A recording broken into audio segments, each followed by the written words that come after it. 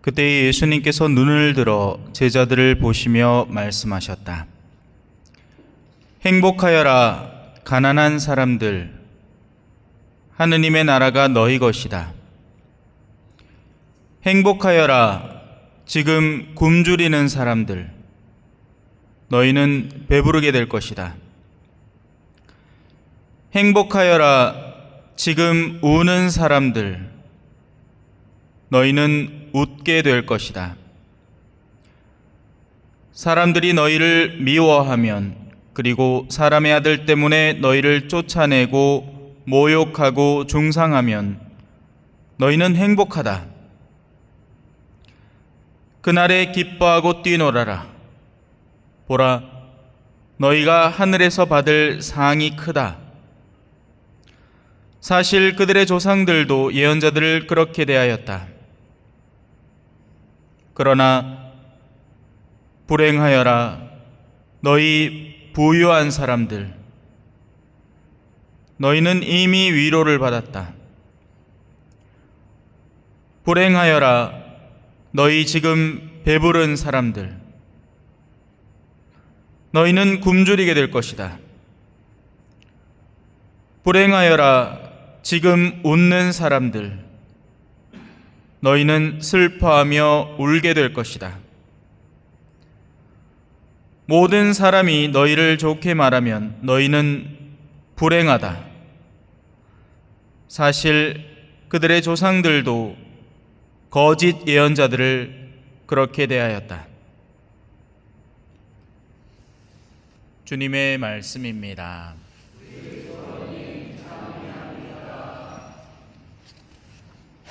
찬미 예수님, 보기 좋으십니다. 의인일로 앞에 나오셨나이까? 궁금하네. 본인의 의지로 나왔을지, 수녀님이 앞으로 가시라 걔가 갔을지. 제가 눈치가 좀 빠르죠? 네. 오늘 미사제양에 글쎄요, 아시는 분인지는 모르겠지만 이시도르라고 한 분이 있었죠. 네. 지난 주일이었죠. 저한테 이제 병원에 한 분이 계신데 세례를 좀 달라 해서 뭐 위급하냐 아니라 하지만 그날 당장 가서 세례를 드렸습니다. 오늘 돌아가셨나 봐요. 예. 다행이죠. 예. 제가 뭐 그러면 뭐 급한가요? 한 일주 뒤에 줍시다 이랬으면 어쨌을까요? 그죠? 예. 오늘 이걸 한번 살펴봅시다. 때가 얼마 남지 않았다. 성경이 말하는 때라는 의미, 시간이라는 관념은 두 가지를 생각해야 됩니다. 하나는 흘러가는 시간이죠. 예. 지금도 우리는 시간을 흘려보내고 있습니다. 그리고 사람들은 이 흘러가는 시간에 굉장히 민감하죠. 우리 성당은 직장을 뭐 그렇게 막 급하게 가야 되고 이러지 않고, 우리는 또 새벽 미사가 없잖아요. 우리는 일을 다 마치고 난 뒤에 저녁에 오죠. 그런데도 뭐 강론이 길다 뭐 이런 얘기를 하시는데, 그러니까 이 흘러가는 시간이 짧아지기를 원합니다. 그죠? 내가 즐기는 활동에서는 시간이 많기를 원하고, 내가 그렇게 반기지 않는 시간은 될 수 있으면 줄기를 바라죠. 예. 하지만 이 시간은 다른 관념을 갖고 있으니 채움의 시간이라는 겁니다. 성경이 때가 얼마 남지 않았다. 그러면 이 바오로 사도가 고린토서를 쓸 때는 기껏 해봐야 뭐 기원 후 50년경, 뭐 40년경, 30년경이니까 그때부터 때가 얼마 남지 않았구나. 그러면 얼마 남지 않은 때가 이미 흘러가 버렸을 거니 2000년 전의 얘기니까 우리하고는 상관없는 때겠구나. 아니겠죠. 성경은 진리를 담고 있고 그 때가 얼마 남지 않음은 모든 세대의 모든 이에게 공통적으로 해당하는 글을 여기다가 적어 놓은 겁니다. 때가 얼마 남지 않았다는 것은 무슨 의미일까요? 열매를 떠올려 보면 됩니다. 열매는 익어도 썩어도 끝을 보죠. 씨를 금방 뿌리면 때가 한참 남은 겁니다. 왜냐하면 그 씨는 싹을 틔워야 되고 덩쿨을 이루어야 되고 이파리를 꺼내야 되고, 그리고 난 뒤에 한참 열매, 이제 수정을 거쳐서 열매가 자라고 나면 거의 마지막 부분에 가서야 이제는 때가 얼마 남지 않았다라고 이야기를 할 수 있겠죠. 농부가 밭에 가서 보고는 아이고 이제 수확 때가 얼마 남지 않았군 이렇게 얘기를 할 겁니다. 그죠? 예. 뭐 돼지를 키우시는 분들도 있으니까 돼지 금방 받아가지고는 아직 한참 남은 겁니다. 근데 야들이 언제 클지는 그때그때 다르죠. 물론 일정 기간 안에 크겠지만, 근데 그거를 딱 정해서 뭐 이날 출하하면 되겠다 이런 게 아니죠. 어느 정도는 살집이 붙어야지 출하를 하죠. 그때를 보는 겁니다. 채워짐의 때가 얼마 남지 않았다는 거죠. 지금의 이 말씀을 여러분들이 듣고 있는 때가 바로 때가 얼마 남지 않은 때라서 이 말씀이 우리에게 선포되고 있다는 이야기인 겁니다.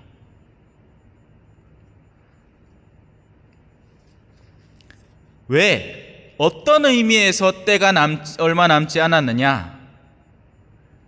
아내가 있는 사람은 아내가 없는 사람처럼, 우는 사람은 울지 않는 사람처럼, 물건을 산 사람은 가지고 있지 않은 사람처럼, 그리고 나서는 마지막에 본질이 나옵니다. 세상을 이용하는 사람은 이용하지 않는 사람처럼 사십시오. 왜요? 이 세상이라는 우리가 보고 만지고 듣는 것의 형체가 사라지고 있기 때문에 그렇습니다. 아까도 시작하면서 말씀을 드렸지만 저분에게 이제 이 세상의 때는 지나가고 없는 겁니다. 제가 병원에 가서 배웠을 때 의식이 그렇게 성치 않으셨고 뭐 여러 가지로 몸이 힘들겠죠. 예. 하지만 그때는 이제는 사라져버린 겁니다. 더 이상 그때는 존재하지 않는 거예요. 그분에게 있어서 그분이 겪어야 하는 이 세상의 모든 것들은 이제는 무의미함으로 넘어가게 된 거죠. 대신에 이 세상에서 다른 차원으로 겪었던 여러 가지 것들이 의미를 갖기 시작합니다. 제가 그래도 아무 근거도 없이 그분에게 세례를 줄 수는 없었기 때문에 그분의 가족 되는 분한테 물어봤단 말이에요. 왜 세례를 주려고 하십니까? 평소에 세례를 받고자 하는 의향이 좀 있었나요? 어떤 분인가요? 근데 알고 보니 그분이 아니고 우리 본당 신자분의 한 분이 이제 그분에게 세례를 주고 싶어 했고, 그리고 저한테 한마디 하는 말로 안심이 되었습니다. 참 좋은 분이었습니다. 비록 신앙은 없었지만 댐댐이가 참 좋은 분이라는 얘기죠.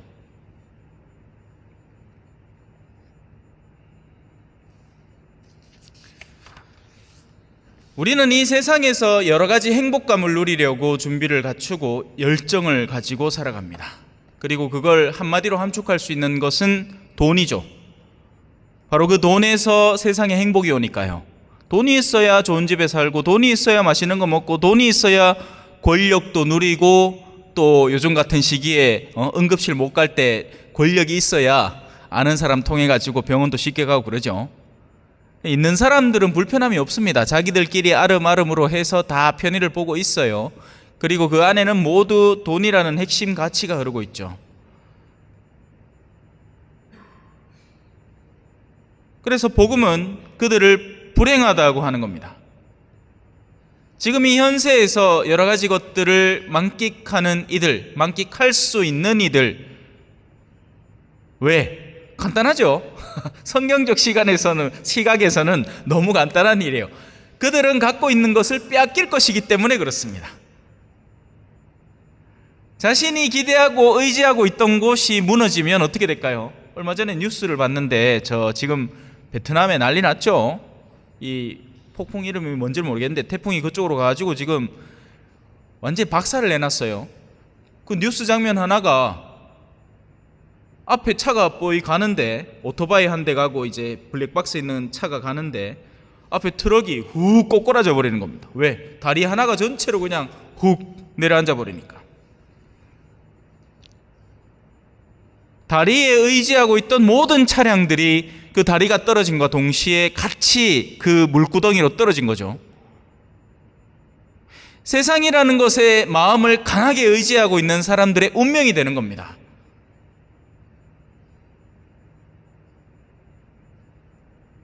세상에 붙어 있는 만큼 세상이 사라질 때 그 마음의 괴로움이 가중되는 거죠. 하지만 세상이라는 것에 손가락 하나만 얹어놓고 살았던 사람이라면 어떨까요? 나의 본질은 전혀 다른 근원적인 기반에 자리하고 세상이라는 것에는 그냥 손가락 하나만 얹어놨어요. 그러면 세상이 훅 사라진다 한들 손가락만 속 떼면 되는 겁니다. 간단한 일이죠. 하지만 말이 간단하지. 이게 간단하게 되냐 말아. 내 새끼 이제 곧 결혼해야 되는데 내가 혼수도 해줘야 되고 그럴락 하면 내가 지금 돈을 좀 벌어놔야 되고 가들이 손주가 생기면 손주 용돈도 좀 줄락 하면 내 노후 보장금도 좀 쌓아놔야 되고 걱정이 막 이만저만이 아니라 근데 그 하다가 어느 날인가 훅 가버린단 말입니다. 오늘 점심을 같이 나눴던 분도 운전을 시작해서 가면서 저한테 이런 얘기를 해요. 저하고 한 3살 차이밖에 안 나는데 그 사람이고 얼마 전에 세상을 훅 까딱하는 몸이 좀 안 좋다 하더니만 뭐 어느 순간인가 죽었다는 소식이 들려오더라. 얼마 전에도 또 우리 교구에서 부고가 날아왔거든요. 제 아는 신부님의 부친이 77세인가 밖에 안 됐는데 세상을 떠나셨더라고요.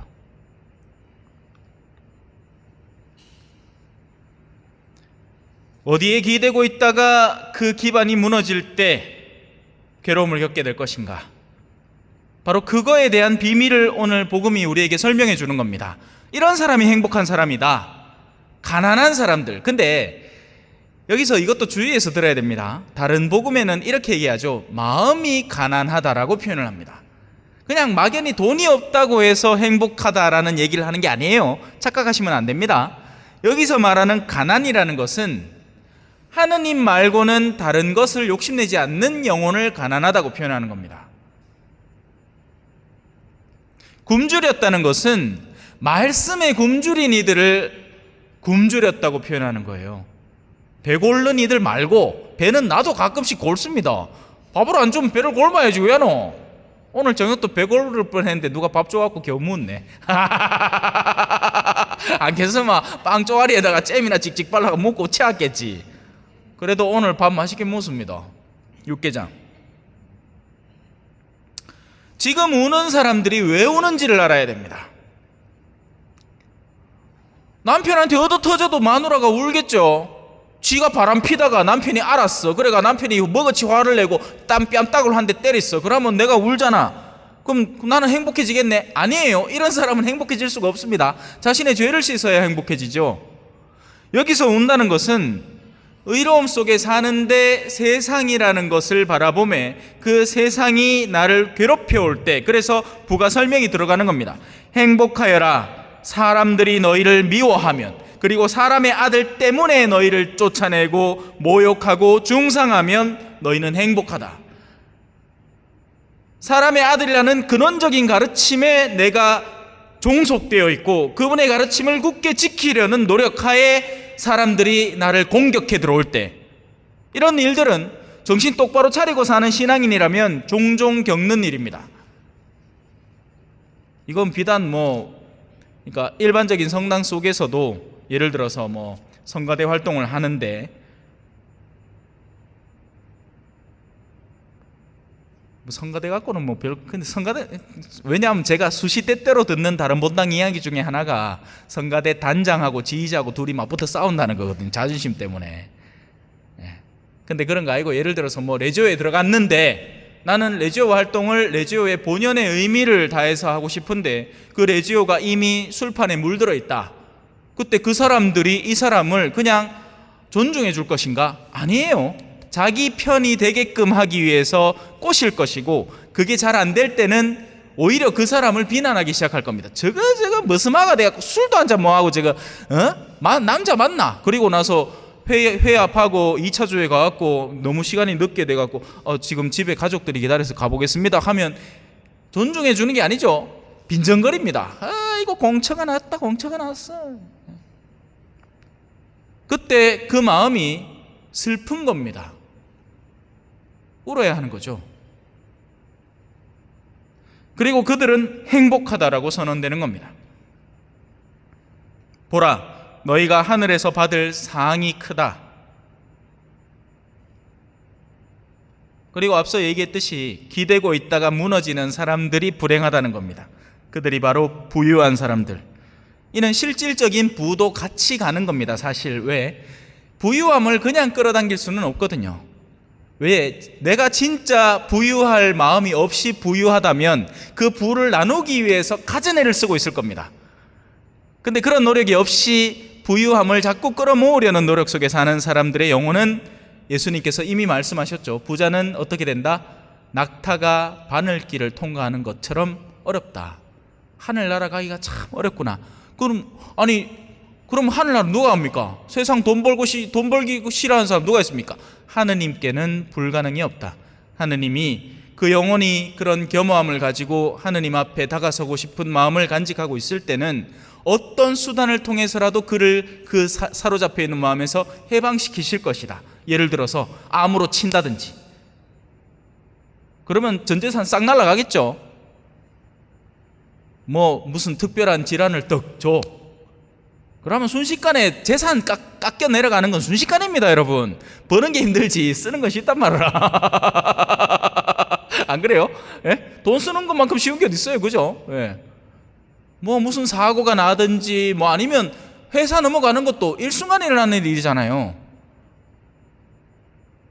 마스크 이 코로나 동안 마스크 잘 팔린다 해가지고 이 돈 저 돈 대출 끌어모아가지고 마스크 회사를 떡 차려냈더만 몇 년 뒤에 싹 사라지고 없네. 이제 마스크 남아 도네. 그래 회사가 부도가 나.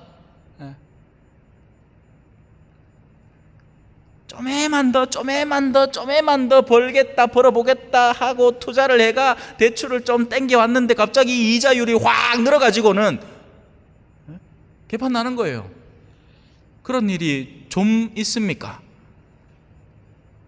그래서 그 모든 것들은 하느님의 시선 속에 있는 겁니다. 현명하게 살아야죠.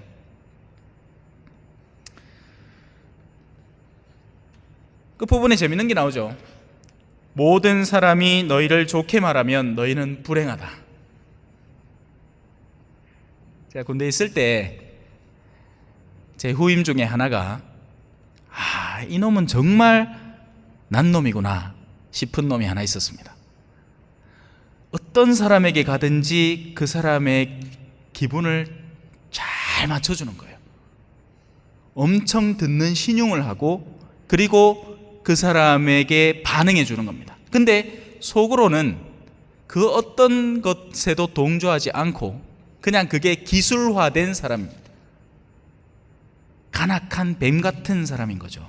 여기 가서 꼬리치고 저기 가서 꼬리치고 줏대가 하나도 없는 거예요. 그냥 그 사람 앞에서 그 사람을 달콤하게만 만들어주는데 혈안이 되어 있는 겁니다. 왜? 그렇게 될 때 그 이득이 나에게 떨어지니까. 선한 사람이라는 것은 모든 사람에게 듣기 좋은 말만 해주는 사람이 아니라 선이라는 가치를 굳게 쥐고 긴 건 기다, 아닌 건 그러면 안 된다라고 표현해주는 사람이 진정으로 선한 사람입니다. 그래서 예수님도 미움을 받았고 세례자 요한도 목이 잘렸죠.